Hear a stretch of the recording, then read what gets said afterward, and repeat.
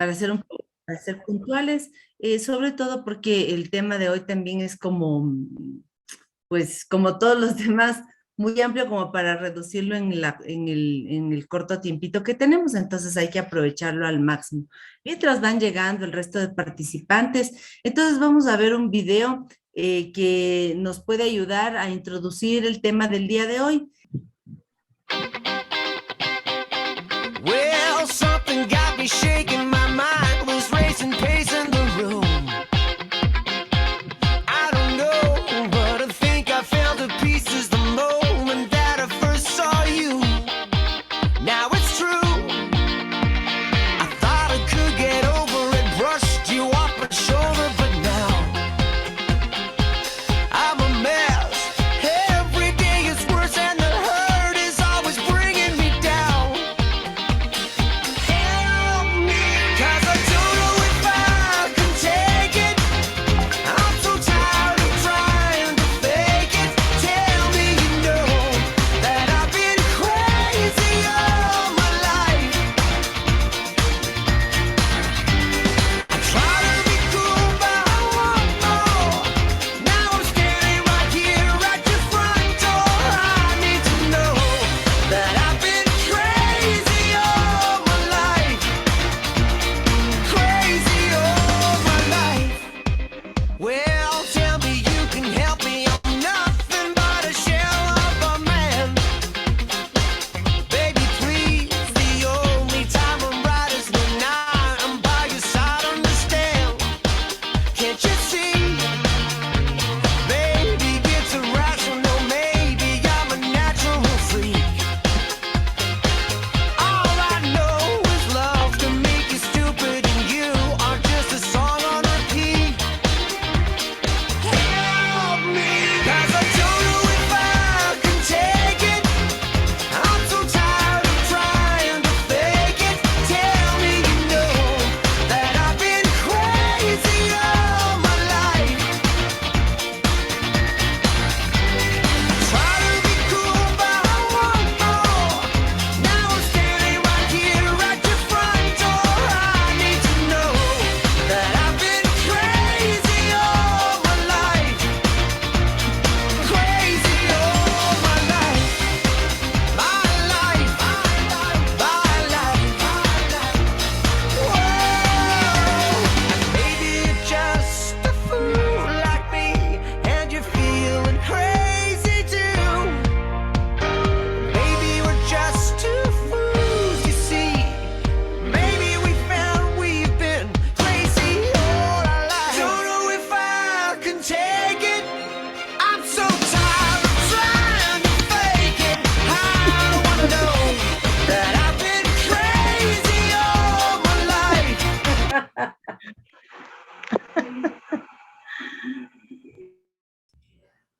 Muy bien, ¿qué les pareció esta historia? ¿Qué le pasó al cerdito? ¿Sabe qué pasaba? ¿Por qué él no podía conseguir sus galletas? ¿Qué creen que le faltó? Porque recursos no le faltaron, o sea, tenía una avioneta, una motosierra, pero impresionante toda la cantidad de cosas que tenía, ¿verdad? Pero algo le faltaba. ¿Qué creen ustedes que le faltó?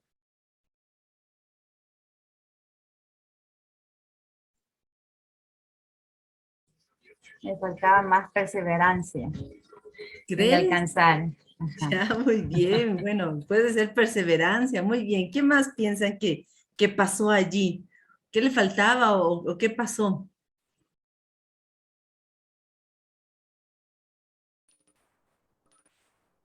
Tanto el deseo que quería comer la galleta que se estresaba.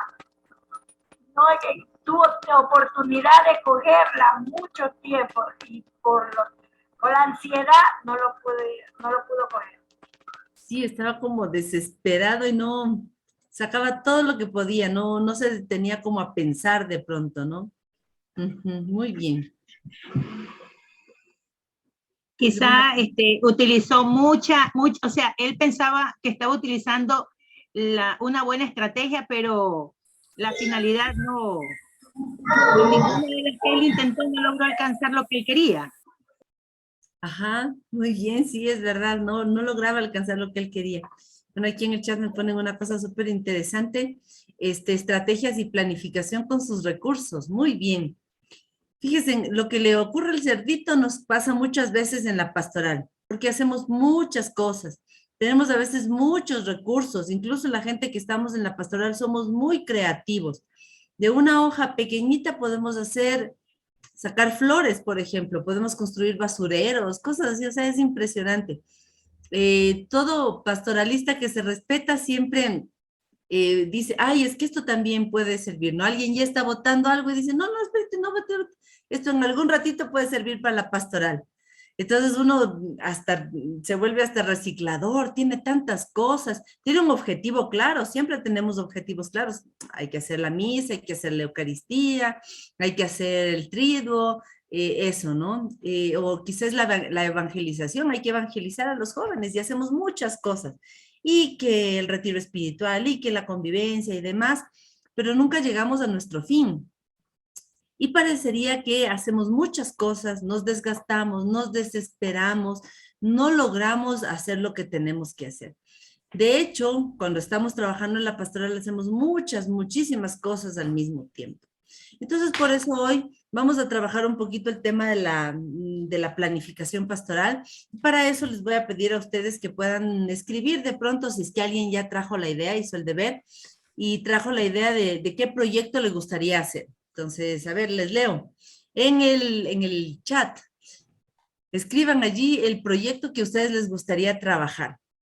No necesariamente tiene que ser el título perfecto, pero alguna idea también pueden poner. Si tienen título, mejor. Si no tenemos título, aunque sea la idea, ¿ya? Que tengamos de proyecto. Veamos qué cosas nomás nos salen ahorita en el chat.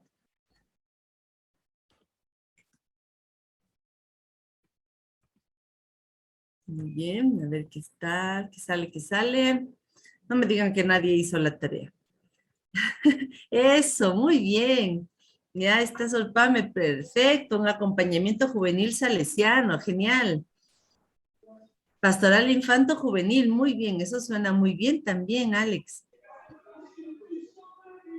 ¿Qué más nos gustaría hacer? ¿Algún proyecto que se les ocurra? Todos deberían tener uno para hacer la sesión del día de hoy. ¿Algo más? ¿Alguien más? Ya tenemos acompañamiento, tenemos pastoral infanto juvenil. ¿Qué más se nos ocurre? Psicología aplicada en la pastoral salesiana. ¡Qué lindo! Muy bien. Vean, qué chévere ese proyecto. Proyecto de vida para los que se van a graduar. Está muy bonito ese también. Tan importante. Acompañamiento en el discernimiento vocacional. Perfecto. Muy bien. ¿Algún otro que se nos ocurra?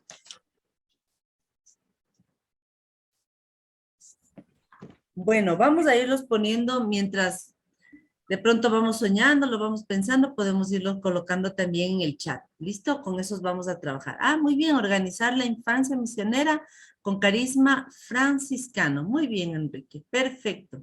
Qué bonito. Tienes todos los recursos allí. Entonces vamos a ver cómo nos quedan nuestros proyectos hoy al final de este proceso, ¿de acuerdo?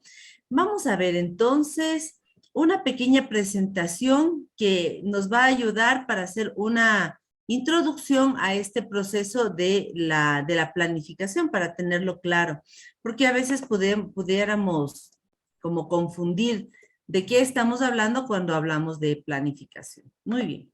Proyecto de vida, fortalecimiento del sentido de pertenencia de los jóvenes con la vida parroquial. Y ese es bien importante porque en una encuesta que hicimos, la mayoría no tiene sentido de parroquia de los jóvenes, ¿no? Eso es interesante. Gestión pastoral en la parroquia, qué chévere. Proyecto de vida en comunidad, miren qué bonito. También súper necesario. Muy bien. Entonces vamos a ir mirando estas son 3 diapositivas, pero que nos van a ayudar muchísimo a identificar con claridad de qué estamos hablando cuando nos referimos a proyectos pastorales. Primero hay que entender que cuando hablamos de proyectar, tenemos que considerar algunos elementos. Un primer elemento son estos signos de los tiempos, a través de los cuales el Señor nos habla. El Señor está todo el tiempo transitando por nuestras vidas. Cuando hacemos, por ejemplo, trabajo desde los jóvenes, desde los niños, ellos son considerados un lugar teológico. Quiere decir que el Señor está pasando por la vida de estos jóvenes y de estos niños. Y que al ser estos lugares teológicos, nosotros nos acercamos a los niños y a los jóvenes con el mayor cuidado posible, con los pies descalzos, como se le pidió a Moisés cuando se encontró frente a la zarza ardiente, ¿no? Entonces, cuando el Señor le dice, oye, estás pisando tierra sagrada, descálzate. Entonces es igual, los niños, los jóvenes son esa tierra sagrada, ese signo de los tiempos. Pero estos niños y estos jóvenes están en una realidad concreta, la realidad que vimos en la primera sesión. Y esa realidad nos habla. Y los comportamientos de los jóvenes y lo que les está pasando, sus problemáticas también nos hablan. Entonces, si nos hablan, nosotros tenemos que aprender a leer estos signos de los tiempos. Porque cuando uno se detiene a mirar los signos de los tiempos, es capaz de hacer un ejercicio de escuchar, de observar, de escrutar. Pero ya no lo hacemos solamente como agentes de pastoral, sino que, o no lo hacemos como a título personal, porque estamos haciendo un trabajo, sino que esta escucha y esta observación la tenemos que hacer desde la mirada de Dios. Entonces, es a partir de esta mirada en la que cuando vamos a planificar, tenemos que considerar siempre dos momentos. Un momento de discernimiento y un momento de proyección. Entonces, no es solamente hacer el POA y escribir todas las actividades que nos dicen allí y luego olvidarnos del POA. No es solamente hacer un proyecto y ya, porque queremos hacer el proyecto. De hecho, estos proyectos que ustedes me dicen seguramente surgieron de una mirada que ustedes tienen de este signo de los tiempos. Si no ha surgido de esta lectura de los signos de los tiempos, de una escucha y observación desde la mirada del Señor, entonces hay que revisar el proyecto. Esa es la primera cosa. Entonces, cuando yo miro una realidad, yo hago un discernimiento y digo, a ver, ¿a qué el Señor me está desafiando? ¿Qué es lo que el Señor me pide frente a esta realidad? Entonces, una vez que hago ese discernimiento, yo proyecto. Por eso es que es tan importante la planeación en la pastoral juvenil, porque es discernir y proyectar. Entonces, tenemos esta metodología de la que hablábamos la semana anterior. El ver, juzgar, actuar, celebrar, evaluar. Se le conoce como método catequético, pero en realidad los primeros documentos de la iglesia, estamos hablando de Puebla, de Medellín, nos dicen que esta metodología fue diseñada por la iglesia para planificar. Después, con el paso del tiempo, se hace una adecuación a la metodología y se le empieza a utilizar mucho más en la catequesis. Pero originalmente, si ustedes leen los documentos de Puebla y de Medellín, de estas grandes conferencias latinoamericanas, como un método de planificación. ¿Qué significa entonces, si es que lo consideramos así, qué significa además planificar o planear? Entonces hay algunos criterios fundamentales que debemos considerar. Primero, la planificación es un ejercicio de constante discernimiento, con una aguda capacidad profética. Es decir, que todo el tiempo tenemos que estar midiendo qué es lo que pasa, cómo va surgiendo estas problemáticas.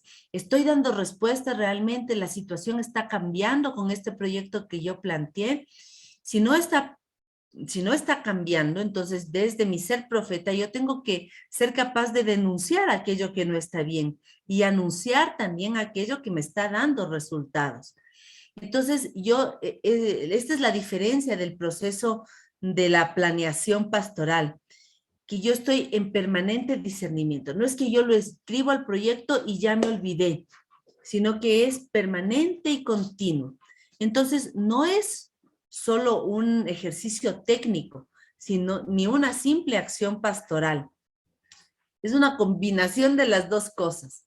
La planificación pastoral, entonces, es una mediación, es este discernimiento continuo de la escucha de la palabra de Dios, es la observación precisa de que el Señor me está indicando el camino que yo tengo que recorrer. Y es esta conexión con la realidad, sin olvidarnos de que el centro siempre es Cristo. El centro no soy yo, aunque yo haga el proyecto, porque el proyecto puede estar y yo me puedo ir y no pasa nada, porque los de la pastoral, los agentes de pastoral, tenemos que tener esta capacidad de ser profetas, de estar en un momento en un lado, en otro momento en otro lado, un momento podemos ser coordinadores, otro momento podemos ser personas del equipo, en otro momento no podemos estar en la pastoral, estamos en otro espacio, tener esta capacidad de movilizarnos. Pero el proyecto queda, porque no es mi proyecto, es una respuesta a este llamado que el Señor me hace.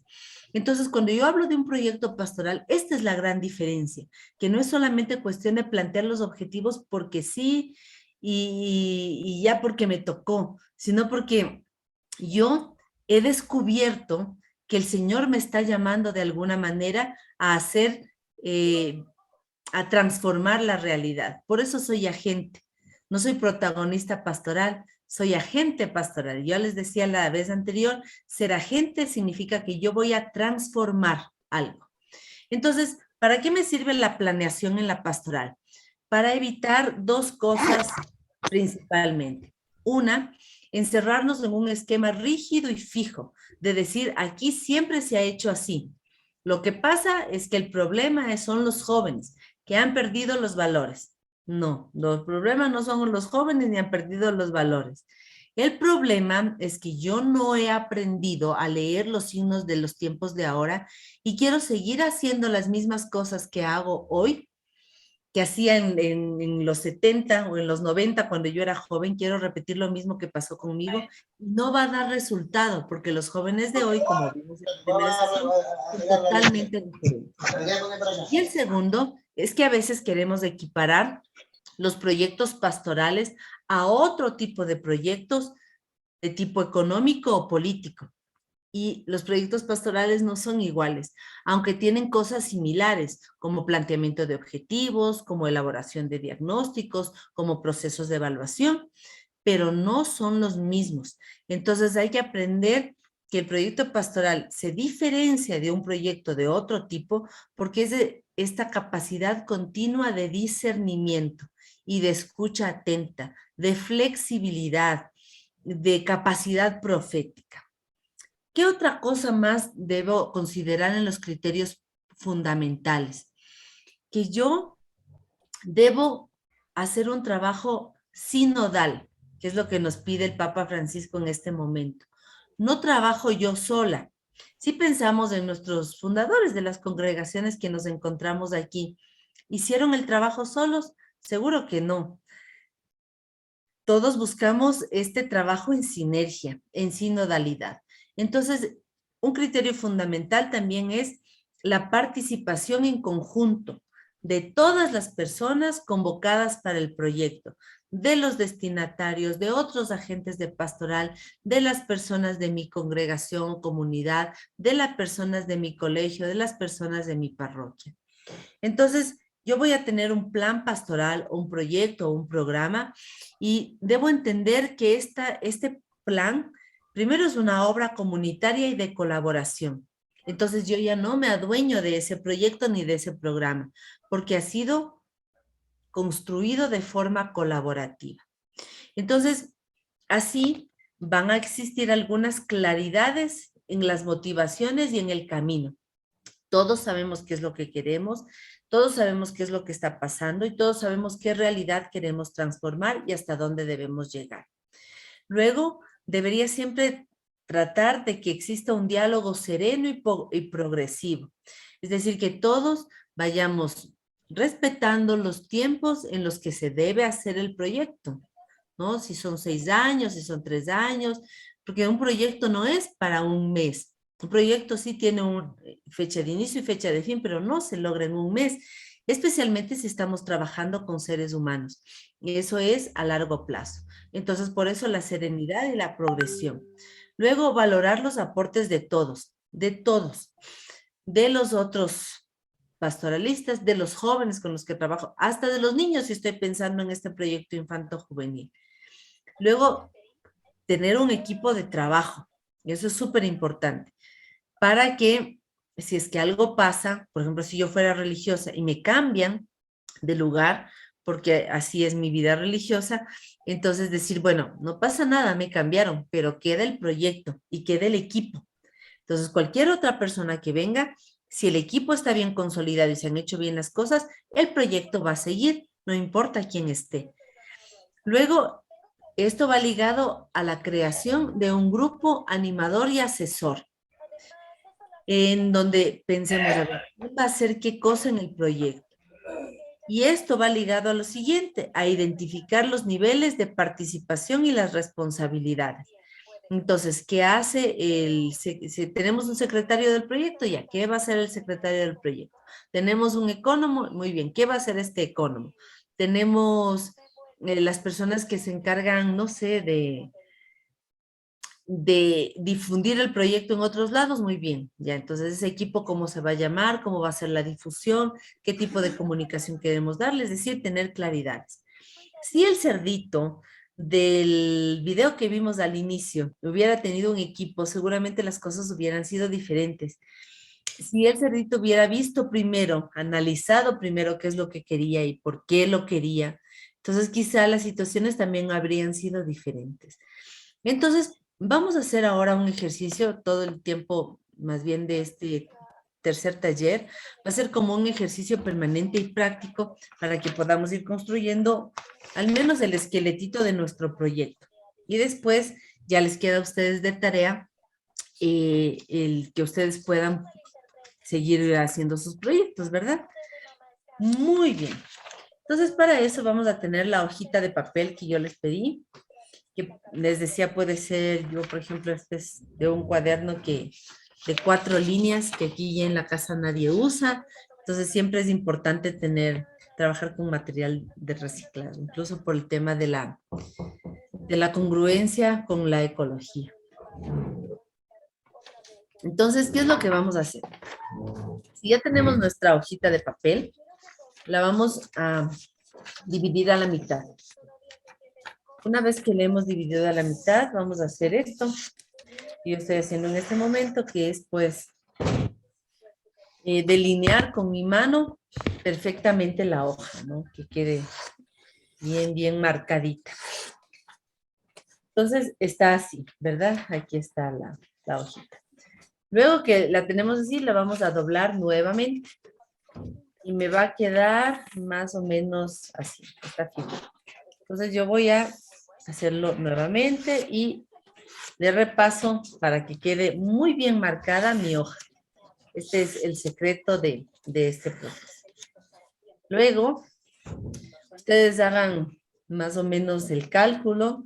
Son 3 deditos. Estos 3 deditos yo los voy a poner aquí en la base de mi hoja. ¿Ya? En la base de la hoja. Cuando están los 3 deditos en la base de la hoja, yo hago lo siguiente. Doblo así. ¿Ya? Entonces me queda doblado. ¿Ven? Entonces, una vez que me queda dobladito, nuevamente vuelvo a hacer lo mismo. Entonces, repaso muy bien para que queden bien delineadas esas líneas. Ya, de mi hoja. Entonces, tengo una cosa más o menos así. ¿Ya? Listo. Una vez que está así, entonces yo voy a abrirla. Abrir toda la hojita nuevamente. ¿Ya? Ya, una vez que he abierto la hoja, voy a tomar mis tijeras. Y ustedes se fijan que va a haber una parte más ancha que la otra. Entonces, la parte más ancha tiene que estar arriba. Y la parte más corta tiene que estar abajo. Entonces, el momento en que y hay una línea que atraviesa, que divide esta parte larga y esta parte corta. Entonces, con mis tijeras, yo lo que hago es cortar la parte más cortita, digamos, la parte más angostita. Y lo mismo hago con todas. Pues tengo que hacer 1, 2, 3 cortes. Entonces me va a quedar más o menos así. Me quedan estas partecitas de esta forma. Muy bien. Una vez que está así, entonces todas tienen que mirar para el mismo lado. Las mías no están, unas están mirándome a mí, otras están mirando a la cámara de la compu. Entonces voy a hacer que todas queden para afuera. Les doblo a todas para afuera. Es decir, para el lado contrario a mí. Entonces me queda una cosa así. Y ahora voy a tratar de que, si ustedes se fijan, también hay una que está mirando al otro lado. Esta tiene que, la que está mirando para al frente, tiene que mirarme a mí. Entonces, todas tienen que mirarme a mí. Cuando yo le doblo, al colocar en la palma de mi mano la hoja, si está bien hecha, se tiene que parar en mi mano. ¿Ya? Y se forma una especie de torrecita. Tiene que quedar así más o menos. Y esta torrecita, bueno, luego vamos a terminarla, pero inicialmente queda así, ¿no? Abierta, un espacio abierto. Entonces, tiene 4 lados mi torrecita. Y estos son los 4 lados del método, del ver, juzgar, actuar y evaluar. ¿Listo? ¿Cómo tenemos ya entonces estos 4 laditos? Vamos a iniciar nuestro proceso. Para esto, vamos a tomar ya un marcador del color que ustedes quieran. Y entonces, con el marcador que tenemos acá, vamos a hacer la siguiente división. Vamos a calcular más o menos la mitad de la pared de la torre, por decirlo de alguna manera, y vamos a trazar una línea que divida por la mitad todos los laditos de mi torre, ¿ya? Entonces, con un marcador divido al ojímetro, diríamos. Ya ya me salió mal. Pero bueno, ustedes traten de hacerle rectito, rectito, rectito. ¿Ya? Muy bien. Entonces, ahora que está así rectita, vamos a comenzar. En la primera parte, cada una de estas partes va a tener como una función. ¿Listo? Muy bien. Perfecto. Entonces, fíjense bien. La parte de abajo va a servir para colocar el nombre del momento metodológico, para que ustedes no se olviden. La parte de arriba va a servir para que ustedes conozcan qué herramientas se utilizan en ese momento metodológico. Y la parte de abajo va a servir para que ustedes vayan pensando cómo pueden ustedes hacer realidad su proyecto. Entonces vamos a empezar, vamos a tomar, mi sugerencia es que, bueno, yo voy a usar siempre el marcador de color negro para que ustedes lo puedan mirar mejor, pero mi sugerencia es que utilicen 3 tipos de colores. Un color para todo lo que escriban en la base, otro color para lo que escriban en la parte inferior y otro color para lo que escriban en la parte superior. De esa manera, visualmente no se van a olvidar de lo que significa cada una de las cosas. Entonces, en la primera partecita aquí, vamos a poner la primera palabrita. Entonces, la primera palabrita va a ser la palabra ver, que es el primer momento metodológico. Pero no usen toda la parte, toda la pestañita esta, solamente en la parte de arriba, porque abajo vamos a tratar de descubrir una palabra que represente, que nos diga más que la palabra ver. ¿Ya? Cuando se piensa en la metodología, es bien interesante porque yo les decía, toda planificación pastoral surge de una lectura de los signos de los tiempos. y de una lectura de la realidad.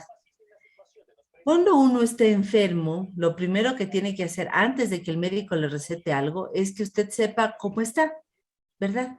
Si es que yo trabajo en mi persona y si es que alguien me hace un tratamiento, lo primero que debe saber quien me acompaña es saber cómo estoy.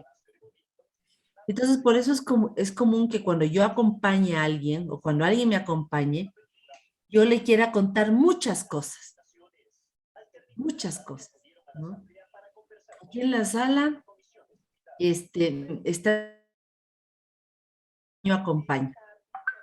Entonces, cuando yo les acompaño a estas personas,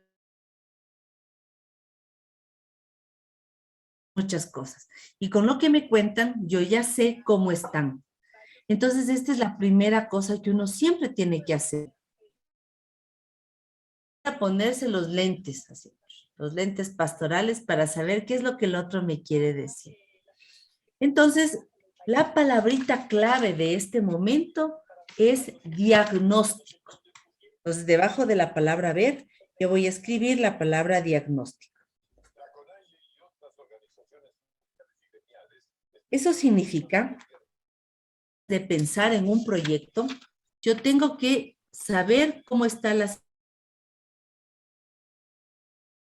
Entonces, de los proyectos que ustedes escribieron, alguien me decía pastoral infanto juvenil. Chévere, muy bien. Entonces vamos a hacer el diagnóstico de cómo están estos jóvenes. Alguien puso acompañamiento. Muy bien. ¿Cómo está el acompañamiento en esos jóvenes a los que vamos a hacer el proceso? Alguien me decía combinar la psicología con la paz. Muy bien. ¿De dónde va a sacar usted el diagnóstico? ¿Ya? Ese es un primer elemento. Perfecto. Entonces, una vez que he puesto aquí, vamos a ir a las herramientas. Existen muchas formas de hacer diagnósticos. Quizá ustedes han hecho alguna vez un diagnóstico para saber cómo están, de dónde parten. ¿A alguien se le ocurre alguna herramienta que haya utilizado alguna vez para hacer diagnósticos?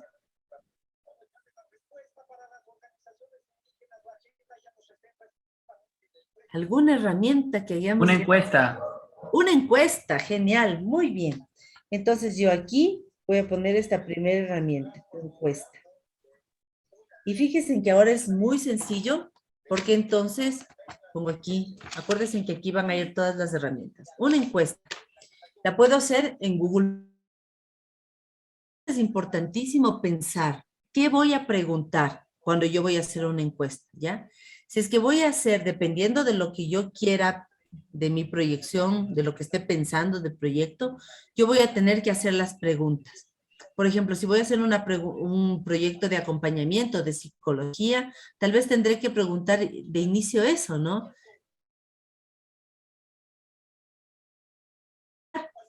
¿Cree usted que qué es el acompañamiento? ¿Tiene acompañante?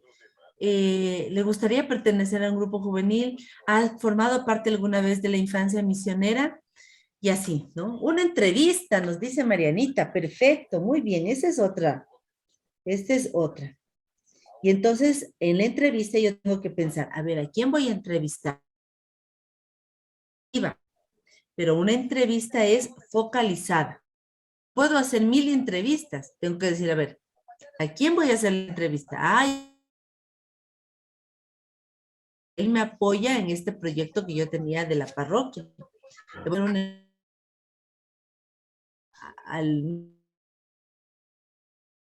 Quiero que sea un proyecto de la provincia. Entonces, ya, muy bien, chévere. O a la hermana inspectora, así. Entonces, yo tengo que ver a quién una entrevista. Que también nos puede ayudar en algunos casos. Es un FODA. Un FODA también nos puede ayudar. Porque en el FODA yo tengo fortalezas, oportunidades, debilidades y amenazas. Entonces, voy a mostrar este cuadernito de aquí.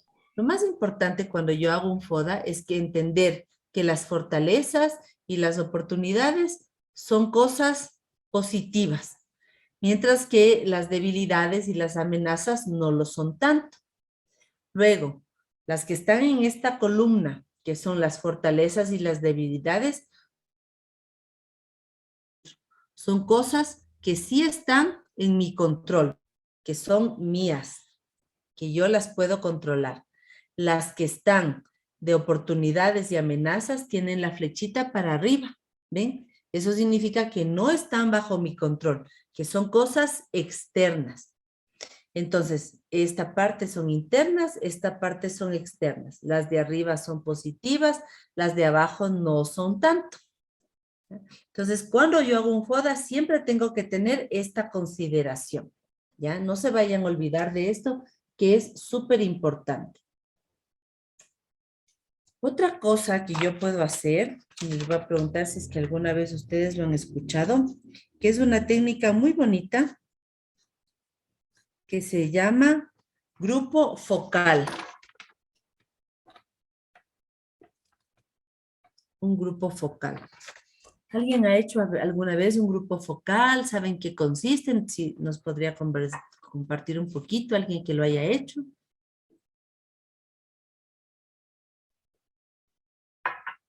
Miren, yo tengo una estrategia que les puede ayudar cuando uno hace un grupo focal. Uno reúne, por ejemplo, a 15 niñitos, si es que yo voy a hacer el proyecto de infancia misionera, ¿ya? O si voy a hacer el proyecto juvenil. Muy bien, Marianita. Marianita está pilísimas ahí. Perfecto. ¿De dónde es Marianita? Si es de Quito, ya puede venir a verme y le invito un helado. Por estar pilísimas allí. Si no, pues ya encontraremos un día para vernos. Entonces, un grupo focal. Ah, de Guayaquil. No, pues estamos lejos. Un café virtual, aunque sea Marianita, ¿ya? Muy Yo le bien. invito el helado, ¿ya? Ya, mi nombre, por favor. Muy bien, Marianita. Eso. Entonces, cuando yo formo un grupo, dependiendo de quién yo voy a hacer, con quién voy a hacer el proyecto, entonces yo pienso en un tema de formación. Y digamos que yo voy a hacer un proyecto, por ejemplo, de sexualidad, ¿ya? Entonces, yo hago el grupo focal, invito a algunas jóvenes, no necesariamente el grupo juvenil, de varios lugares, pienso en el taller, hago el taller, les aviso antes que les voy a grabar, que voy a grabar porque es una técnica de investigación. Entonces, yo doy el taller y hago algunas preguntas. Y después de esas preguntas, entonces la gente me empieza a responder cosas. Por ejemplo, no, yo de eso de sexualidad, no, mejor no les cuento a las hermanas porque son cuadradas, que es lo que me dijeron en un grupo focal alguna vez, ¿ya? No, porque, y entonces alguien dijo, ¿y qué hacemos con la pansexualidad? Y entonces alguien decía, oiga, Jessy, ¿usted cree que ser lesbiana, por ser lesbiana, Diosito no me va a querer? Y así, entonces empiezan a salir un montón de cosas de esas.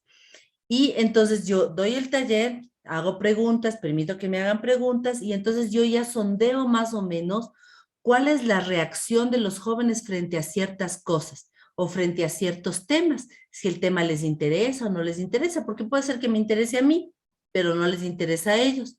Puede ser que yo esté hablando de sexualidad de mi tiempo y ellos ya me están hablando de la pansexualidad, ya están hablando de lo cisgénero, de lo transgénero. Entonces descubro que definitivamente yo no estoy preparada para eso, entonces no, el proyecto mejor no va por allá, ¿ya? Entonces puedo implementar, por ejemplo, esta técnica de grupos y puedo hacer también varias, porque puedo hacer encuestas, hacer entrevistas y hacer también grupos focales. ¿Por qué? Porque en la encuesta me dicen una cosa de tipo cuantitativo, ¿ya? Y yo puedo decir, el 10% sí cree en Dios, pero en cambio en el grupo focal yo voy a tener información de tipo cualitativa. Entonces yo voy a decir, a ver, pero ¿por qué no creen en Dios? Entonces con la charla y con el proceso yo voy a decir, vean, el 10% no cree en Dios por esto, por esto, por esto y por esto. Entonces, por eso yo tengo que hacer combinaciones en mi diagnóstico, para no solamente saber qué dicen, sino los por qué. Ale, cuéntame. Jessica, que te iba a comentar que lo importante o quizás como la relevancia del grupo focal es que cuando recoges la información cualitativa, porque recoges es el discurso del estudiante, del niño, o sea, y en el discurso está lo que él no quiere decir, porque él te va narrando, y a partir de lo que narra, tú vas haciendo la extracción. Es decir, si él está de acuerdo o no está de acuerdo, por ejemplo, con la homosexualidad, eso va saliendo. Inclusive, si hay rasgos o inclinaciones homosexuales, la persona que lleva el grupo focal tiene la posibilidad de darse cuenta. Por eso es que el grupo focal sobrepasa lo cuantitativo, porque lo cuantitativo no tiene 100% de veracidad. En cambio, la cualidad te permite, eso que tú dices, entender qué es lo que pasa en el niño, o sea, entender su historia, porque es lo interesante, porque Jessica va a responder distinto, porque Jessica tiene una historia distinta a Alejandra. Entonces, eso le permite al que está llevando la pastoral identificar esas necesidades y a partir de ello, pues, elaborar el proyecto o algunas actividades para abordar. Siendo, y voy siendo testimonio. Y la gente que me ve dice, la Jessie no habla solamente porque ha estudiado, sino porque se ha trabajado la vida. Y yo le creo, porque ella es testimonio. ¿Ya? Entonces, y después yo me evalúo y estoy todo el tiempo en este cambio y en esta transformación constante. Si hago eso yo con mi propia vida, entonces es mucho más sencillo que ese chip que nos decía la Ale se cambie, se transforme. Yo me cambio de chip, porque yo siento que me estoy transformando la vida, que me estoy trabajando. Y si yo me estoy trabajando, yo hago un trabajo permanente de cambio y de transformación con la pastoral, porque ya entiendo que también funciona conmigo. ¿Sí? Alejandro, perdona que me alargué antes de darte la palabra. No importa, es importantísimo y justo esto me pareció fantástico lo que la ruedita era para un poco como de lo que dijo la chica, no recuerdo el nombre, mil disculpas, anterior, de involucrar un poco más a los que son partícipes de la pastoral, porque muchas veces damos nosotros las ideas y es como que ellos las tienen que seguir. Y yo recuerdo que, bueno, he ido recordando esta experiencia que tuve en una institución educativa en la que trabajé, que yo trabajé, y no, bueno, esto no sé si sirva, involucrando directamente al consejo estudiantil de la institución en los proyectos de pastoral. Entonces, el consejo estudiantil dentro de los estudiantes, dentro de los chicos, tienen la fama de no hacer nada durante todo el año. De solo hacer la campaña, repartir regalitos, dulces, caramelos y nada más. Entonces, involucrando al consejo estudiantil se le da mayor protagonismo a los estudiantes y también mayor protagonismo a esta parte del colegio que realmente, o sea, es como que, sí, el consejo estudiantil solo está en los programas del frente y nada más. Entonces, ahí es cuando se les involucra a los chicos y ven, no, el consejo estudiantil son más de nosotros, nos empiezan a representar, y si la presidenta de mi consejo estudiantil es la gestora de algunos proyectos que se hacen en conjunto con los profes de pastoral, yo también puedo ser partícipe de eso. Entonces yo creo que defendí muchísimo eso, me puse a defender muchísimo eso a tal punto de que justo cuando llegaban a reuniones de pastoral, era como que no, a ver, la presi tiene esta idea, pongámosle, como era por virtual, pongámosle a la presi en la reunión. La presi hablaba, decía, muy bien, tengo esta idea, esto. Fantástico. Bueno, entonces tenemos que hacer la planificación a la chica. Nicole, salte porque vamos a hacer la planificación. O sea, no, no, o sea, y ahí yo me quedaba con los profes diciéndoles, no, o sea, que se quede, o sea, que se quede viendo, que se quede haciendo, y o sea, intentaba involucrar a los chicos que son los partícipes. Y yo pienso que de alguna manera esto de involucrar al consejo estudiantil es importante y funcionaría en el caso de lo que tiene que ver con el trabajo de las pastorales dentro de las instituciones educativas. Excelente, Ale. No hay mejor evangelizador de un joven que otro joven. Porque no, entre jóvenes No hay lo que veíamos la primera sesión, ¿se acuerdan? Esta ruptura generacional. Entonces, ¿qué mejor puente que se haga entre jóvenes? Ahora, no en todos los lugares, yo estoy totalmente de acuerdo con lo que tú has hecho, estoy totalmente de acuerdo con lo que decía Alex hace un momento, que tienen que estar los protagonistas siendo parte de todo el proceso, incluso desde aquí, de todo el proceso. Por eso yo les decía al inicio, no es que este proyecto me lo invento yo, sino que si es que voy a hacer algo con los jóvenes, tienen que estar los jóvenes desde el principio. Muchas personas seguramente no estarán de acuerdo en que los jóvenes se involucren, ¿no? No estarán de acuerdo que los jóvenes estén, porque, claro, estas son cosas de adultos, los jóvenes que van a hacer aquí, ellos no tienen experiencia, es algo, ya lo vimos la primera sesión también, es una posición adultocéntrica. Pero, entonces, uno debe tener todos los sustentos necesarios. Por eso, ahí uno descubre la importancia de haber estudiado y de haber leído y de formarnos permanentemente. Es diferente que yo diga, oigan, invitemos a los jóvenes que estén, a que yo diga, el Papa Francisco y la Iglesia está apostándole a los jóvenes. Por eso escribió la encíclica Christus Vivit. Y en la encíclica, en el numeral tal, por ejemplo, ya nos está diciendo la importancia de hacer todo el proceso con los jóvenes. Entonces tú sustentas algo. Y cuando sustentas, y cuando eres testimonio y un montón de cosas más, las autoridades te van apoyando, ¿no? Te van apoyando de a poco. Claro que no es sencillo, implica también un cambio de chip en las autoridades, pero sí se puede ir logrando. Y luego cuando ellos ya van viendo las posibilidades maravillosas, infinitas que se tienen con los jóvenes, sí se va cada vez abriendo la situación a un mayor protagonismo. Pero es importante hacerlo. Y ya cierro con esto para no alargarme más. Fíjense en cómo empieza Christus Vivit, diciendo que los jóvenes, los discípulos de Maús, se estaban alejando de Jerusalén.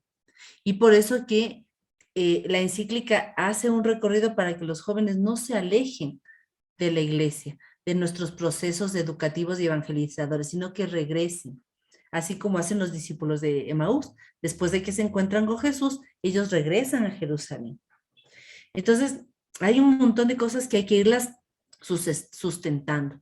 Por eso la importancia de prepararnos siempre. Por eso la importancia de hacer este curso como el que hemos hecho ahora, ¿verdad? De irnos siempre en este proceso. Muy bien, ya nos queda poquito tiempo. Entonces, la última partecita se llama evaluar. El evaluar, la palabra clave de la palabra evaluar, debe ser aprender. Porque normalmente cuando estamos en las instituciones educativas nos enseñan que evaluar es tener miedo. Y evaluar no es tener miedo ni copiar. Evaluar tiene que ser aprender. A ver, y a mí me evalúan, entonces yo ya entendí que no aprendí bien esto. Entonces no es que hago trampa para fingir, no. O sea, yo me doy cuenta que no aprendí y que tengo que mejorar, pero eso no se hace. Entonces, claro, cuando dicen, ay, viene a evaluarnos, ay, ¿ahora qué va a pasar? Y que no sé qué, ya vienen los del distrito, desenvolven los archivos y dónde estaba tal cosa, y no, uno se pone a correr. Entonces, o sea, no, y entonces entra en un miedo, en un pánico, y no le gusta a uno que evalúe, ¿no? Vamos a ver qué hicieron el POA. Ay, Dios mío, ¿quién tenía el POA? No, usted tenía en su computadora. No, usted tenía en su computadora. Entonces, uno empieza a buscar el POA por todos lados. Muy bien, Angelita, evaluar es para mejorar. Entonces, claro, si usted no hizo el POA, lo más, no sé, ético sería decir, ¿sabe que yo hice otra cosa? ¿No? Pero claro, no hacemos eso. Entonces, evaluar es aprender. Y cuando yo evalúo, existen muchas formas también de evaluar. Yo igual puedo hacer encuestas. También puedo hacer encuestas aquí. Entonces, si aquí hice una encuesta, acá vuelvo a hacer la encuesta para mirar si el problema ya se solucionó. También puedo hacer algunas entrevistas también. Y también puedo aplicar algunas otras técnicas de evaluación. ¿Cuáles se les ocurren, por ejemplo, a ustedes? De técnicas de evaluación.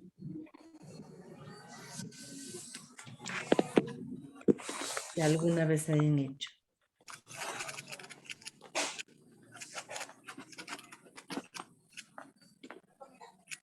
¿Alguien? ¿Alguna que se les ocurra? Dialogar con los jóvenes. Muy bien, sí, puede ser también un diálogo. Y lo importante es que es lo siguiente, ¿no? De aquí les va a salir a ustedes el marco, un POA, ¿no? De esta partecita les puede salir un POA y el marco operativo. Y de aquí, del último paso, les va a salir un marco evaluativo, ¿cierto? Y en el marco evaluativo, entonces uno ya sabe más o menos qué es lo que tiene que hacer y ya. Para no perdernos y luego ya volver a trabajar, una vez que está su torrecita así, ustedes en la parte donde dice evaluar, van a doblar esta parte de acá. A ver, un poco por acá. Ya ahí. Doblan esta partecita de acá. La doblan completamente. Como si fuera una pestañita. Y vamos a hacer esto. ¿Se acuerdan que esta parte de acá también, la parte final también está doblada? Entonces también le doblamos. ¿Se acuerdan que cortamos la parte final, ¿no es cierto? Entonces vamos a volver a cortar también esta última partecita. Pero con la diferencia que ahora sí vamos a sacar toda esta parte de acá, esta parte chiquitita. La más pequeñita, ¿ya? Vamos a poner goma en la parte, en la pestaña que hemos creado.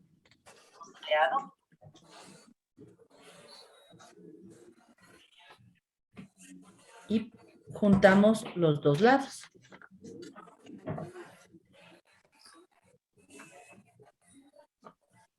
Al juntar los dos lados,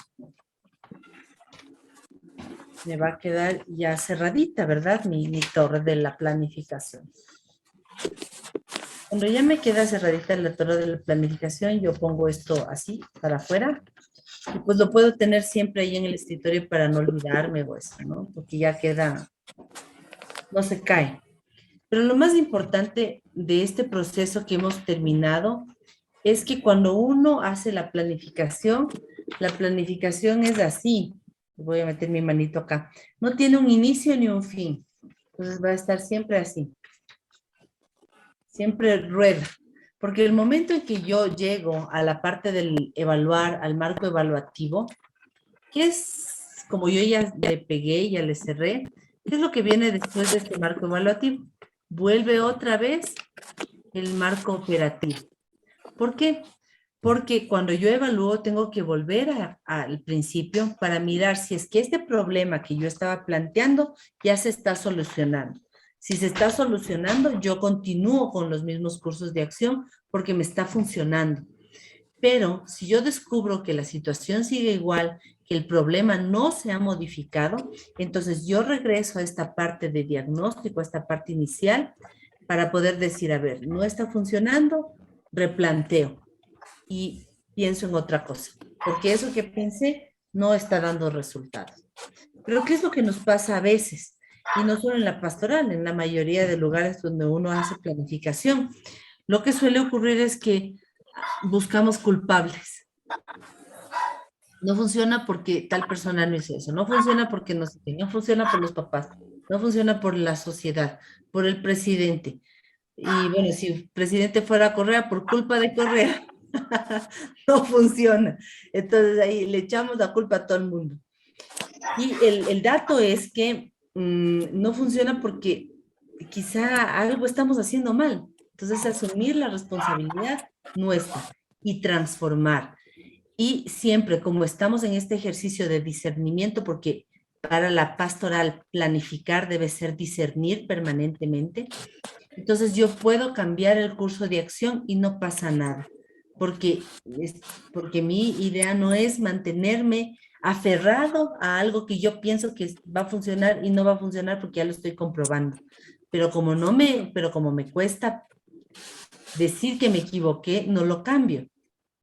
Entonces, más bien, estar como esta constante apertura a la acción del espíritu, es decir, a ver, esto no está funcionando, aunque yo lo dije de buena forma, ya veo que no está funcionando, no va a funcionar, pues cambiemos.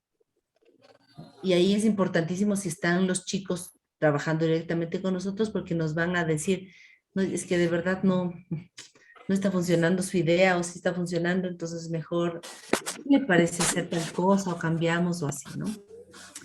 Entonces, ya en la última partecita de la evaluación, a ustedes les queda también esto, ¿no?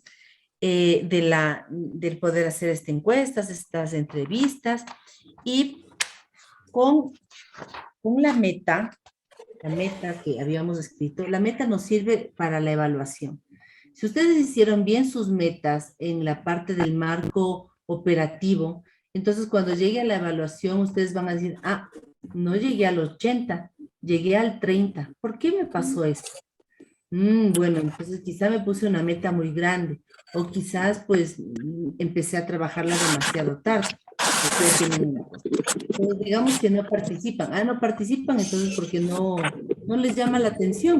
Entonces hay que pensar en otra cosa.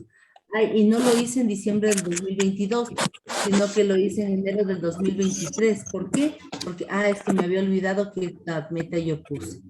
¿Ya? Entonces, todas estas sí, las metas son la clave para una buena evaluación. Usted hace buenas metas, entonces quien le evalúe va a poderle evaluar de la mejor manera. Ahora, el tema de la evaluación no está totalmente solucionado si es que yo no le pongo aquí en la parte de la evaluación algo muy, muy importante que no debe faltar en ningún proyecto pastoral, que es el acompañamiento. Yo no solamente evalúo, sino que también acompaño. Entonces yo voy a poner acá acompañamiento porque esta es parte importante de la evaluación. ¿Por qué? Porque yo no puedo evaluar igual al colegio XY que está en el Guasmo, que al colegio XX que está en un lugar privilegiado del norte de Quito. Entonces, porque las situaciones no serán iguales, entonces no les puedo evaluar igual. Luego tampoco puedo evaluar de la misma manera si es que ha habido una pastoral en la que ha ocurrido alguna situación catastrófica, que de pronto algún miembro del equipo, por ejemplo, falleció o algo así que puede pasar, o que vino una persona, una nueva autoridad, movió todo, despidió a todo el mundo y todo el equipo es nuevo. Entonces no le puedo evaluar de la misma manera. Por eso entonces surge la figura del acompañamiento, porque yo entiendo estas situaciones particulares y ahí es complicado, ¿no? Es complicado porque si es que yo digo, no, pero es que no importa que les hayan despedido a todos, quedó uno y ese uno tenía que sacar. No. Entonces yo en el acompañamiento trabajo con misericordia con el otro y comprendo las situaciones, ayudo al otro y nos replanteamos las metas, estoy con esa persona un buen tiempo, me quedo con esa persona, le ayudo a planificar, le ayudo a salir de su situación incluso personal y voy a ver que las cosas van a ir mejorando cada vez, ¿no? Entonces eso no hay que olvidarse. Muy bien, entonces así nos queda nuestra torrecita. Listo, entonces ya en estos minutitos que nos quedan, cuéntenme si tienen alguna pregunta, alguna resonancia, algo que ustedes quieran, alguna intervención que sientan que nos pueden servir también a todos. Y pues eso, ¿no? Lo que tengamos que compartir. O si es que alguien quiere ya contar cómo va su proyecto, si ya tiene nuevas luces, todo es bienvenido en este momento. Jessica, bueno, yo quería hacer una acotación en relación a la evaluación, porque justamente después de que se lleva a cabo un programa pastoral, a veces no somos capaces, quizás a veces por miedo de enfrentar o de conocer si alcanzamos o no alcanzamos los objetivos, ¿no? Tenemos como ese miedo de enfrentarse no solamente a la realidad que nos circunda o que alcanzamos o qué resultados alcanzamos, sino que la evaluación va más allá del número, sino que podamos reflexionar en función a esas pequeñas o esos elementos, esos resultados que obtenemos, reflexionar para no cometer los mismos errores, porque justamente la evaluación está para ello, para decir, mira, con este joven no logramos esta situación, ¿qué debemos hacer? porque yo pienso que la dinámica social en este momento está muy movida.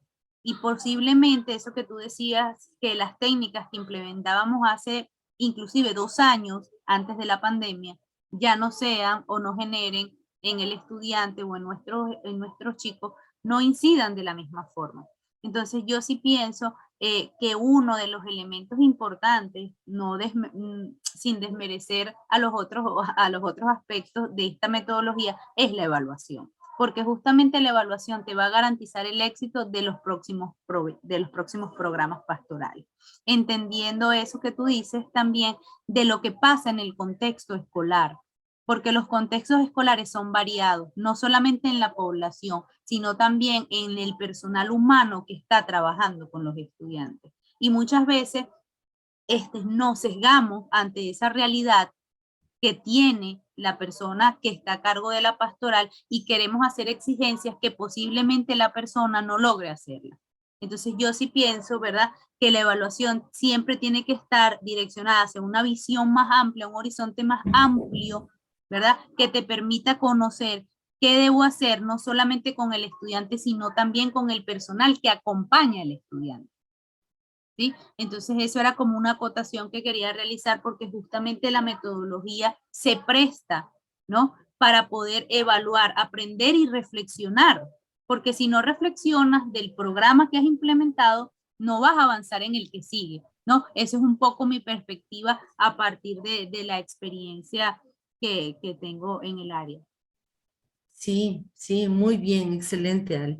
Me parece súper importante esto, sobre todo porque a veces cuando hacemos procesos en la pastoral no evaluamos porque no tenemos tiempo, porque ya se nos viene enseguidita otra actividad, no sé, tantas cosas que pueden estar pasando por nuestro día a día, ¿no? Porque las cosas se van súper rápido en una institución. Entonces, dejamos de evaluar. Y al dejar de evaluar nos perdemos de toda la riqueza que trae consigo la evaluación y de todos los aprendizajes y las posibilidades de mejora que podemos tener. Entonces, sí es súper, súper importante este proceso. Muchas gracias. Así es que alguien Incluso más. creo que a veces no evaluamos o no somos sinceros en la evaluación como por no herir, ¿no?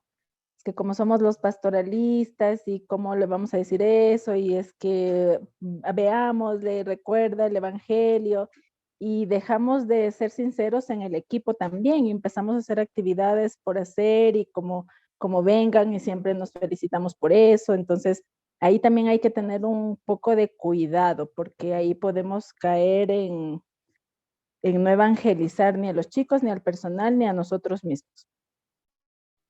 Excelente, excelente. Me encantó esta reflexión de Alex, porque a veces creemos que nos vamos como a desmotivar, ¿no? Si es que le decimos al otro compañero que no ha sido responsable, que no estuvo a tiempo, que algo faltó, y nos olvidamos de que nuestros procesos pastorales, cuando llamamos la atención a alguien, cuando le hacemos alguna recomendación, eso también es educativo, también nos educa. Entonces, claro, nosotros decimos, mire, si es que usted es mamá, si es que usted es papá, de vez en cuando es bueno que le diga a su hijo, oiga, no está bien eso, ¿no?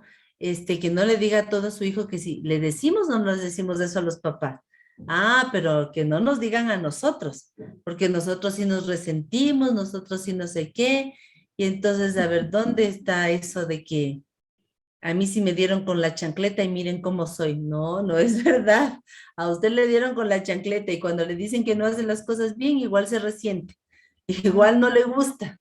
Igual ya quiere renunciar, ya se le salen las lágrimas. Entonces, no, también es bueno que nos digan porque así aprendemos. Cuesta. Entonces, por eso es importante la ruedita. Y que nos conozcamos siempre.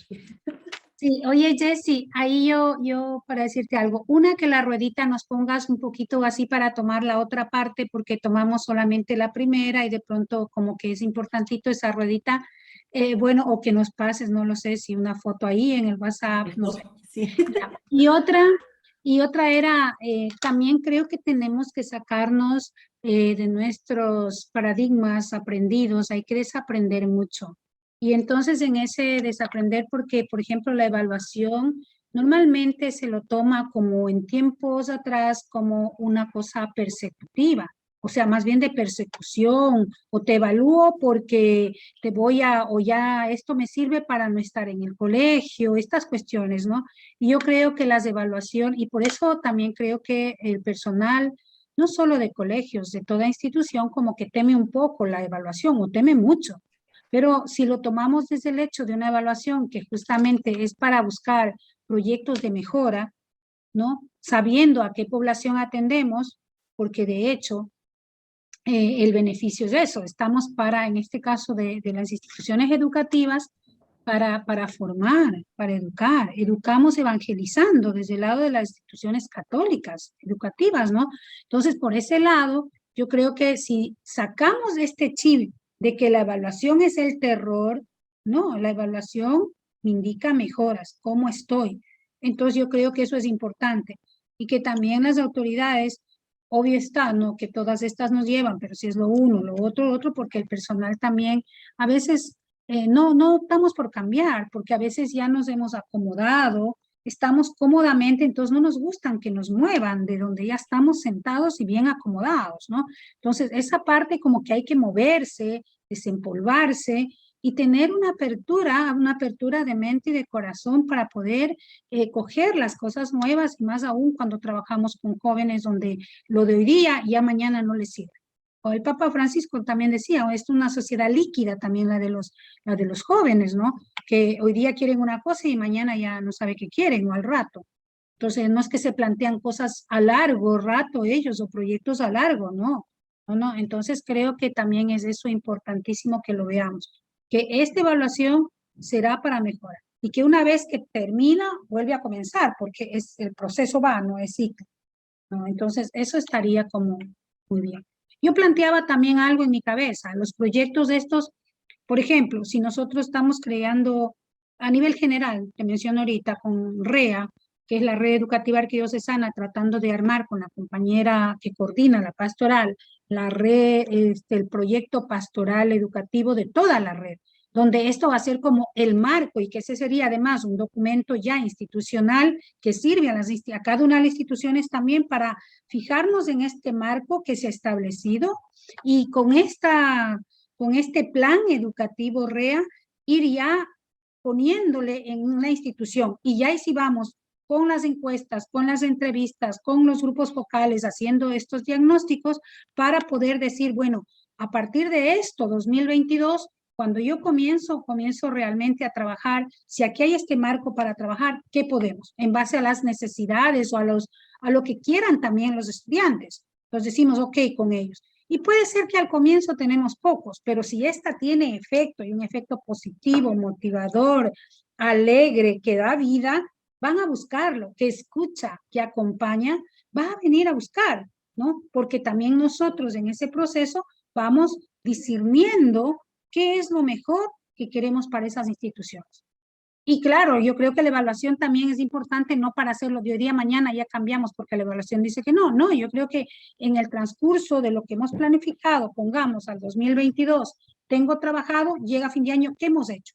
¿Cómo estamos? ¿Cómo nos planteamos nuestra meta? Para de ahí reformular nuevamente si el plan pastoral REA, por decirte, es a 5 años, donde vamos evaluando y vamos viendo cómo lo vamos cambiando. Eso un poco es lo que tenemos como ideas generales, ¿no? Y claro, un plan pastoral para juvenil, nosotros también ahí esa parte te quería decir, ahora que ya se está cerrando un poco y el tiempo, tú hablabas de la pastoral que podría llamarse de juventudes, y no juvenil, podría ser. Pero también recordemos que si la misma reconoce la ley de juventudes a los niños, a las personas de 18 a 29 años, cuando en las instituciones educativas tenemos adolescentes, esta palabra también que adolece, que tampoco no es que es lo más aconsejable, pero entonces por eso netamente está dado en esta pastoral juvenil. Y como de pronto le hemos agarrado con los niños, como la pastoral infanto-juvenil, para de ahí sacar la cuestión que son para los infantes, para los niños pequeños, más pequeños, y para los niños que están ya a nivel colegio, por decir lo que sería antes, ¿no? Eso es un poquito lo que hemos avanzado nosotros, y obvio está que la pastoral infanto-juvenil no tiene que tener una actividad, tiene que tener varias propuestas de actividades para que ahí está justamente el gustar de los jóvenes, de las señoritas, chicas, para que vengan y tengan la opción de sentirse a gusto en las varias ofertas que puede tener el plan. Sí, muy bien. Sí, solamente una acotación chiquitita. Bueno, de acuerdo a Christus Vivit, sí está contemplado que es jóvenes desde los 16. Entonces, como Christus Vivit es como el marco que nos va guiando, podríamos asumirlo desde allí. Entonces, sí, puede ser infanto o juvenil. Me parece muy bien para irlo asumiendo de esta manera, ¿no? Ok, gracias. Sí, y luego pienso que sí se pueden hacer cosas muy lindas. Lo podremos conversar después de pronto solo con la REA, ¿no? Sería súper interesante. Nosotros, yo acompañé también un proceso de elaboración del movimiento Mifrare, que es movimiento franciscano reparador. Entonces ellos también trabajaron el tema de los niños, el tema de los jóvenes, el tema de los que ya salen, ¿no? De los que salen del colegio. Y también tenemos una experiencia muy bonita de asesoría con las hermanas marianitas a nivel de varios países.